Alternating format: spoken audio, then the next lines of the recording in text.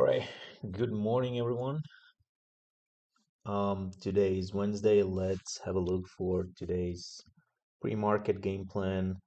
Let's have a look for a market itself and look what we got today for a game plan. Let me just quickly grab a pen and we're ready to go. All right, so let's start with, as usual, with the futures market. Uh, a little bit messy here. All right, so this is our futures market today. We can see pretty much boring price action from the Asian session leading to London session as well until we pretty much open the US pre-market activity. Then the US the futures also start taking a little bit uptrend into new all-time highs because the US stocks market's pre-market open, but I can only see the little buying structure right here. We're trying to hold 30,680.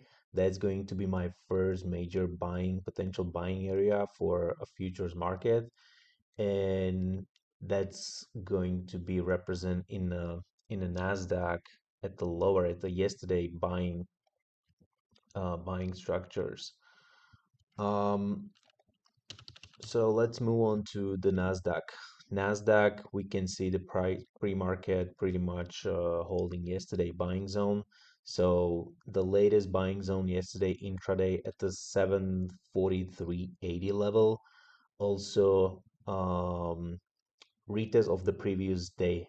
Sorry, retest of the opening high at the 742.50 level, and we just took off straight away from the pre-market all the way up into new all-time highs. I'm going to use as a selling level 748.40, which is pre-market high, as my potential target. If we turn back to bullish, then I'm going to wait how the buyer is going to treat the first buying zone close to 744, potentially the second buying zone 742.50. Also, I want to see some sort of like a tape confirmation, the buyer stepping in. Let me just check the mic if we have a correct mic here. Yeah, it looks like it should be fine. All right, so let's move on. In case we are not going to approach my buying zone, which is number one and number two, I want to see a new buying structure, new buying signal somewhere around 745, close to 745.50. So we still have to wait for new buying signal. The same scenario is for a SPY as well. SPY is a little bit weaker, which is completely understandable because all the strength coming into tech sector right now.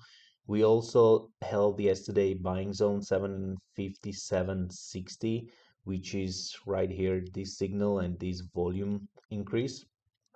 Um, in case we are not going to hold this buying level, then I want to see definitely something lower, close to 757, 756.50, and start shooting back to the upside.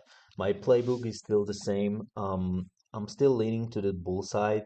However, we need to get a new signal every single day when we are coming because there is no momentum continuation enough just for a market itself to go higher, in my opinion. So from individual names, lack of names today. One of the name which I have on my list is Google. So Google potentially creating a buying zone, and that buying zone from the volume profile pattern, which happened in a pre-market.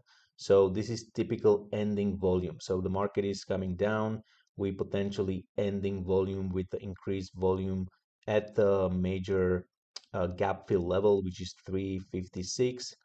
Also follow with the buying candle with the buying volume, and now we are just holding 358.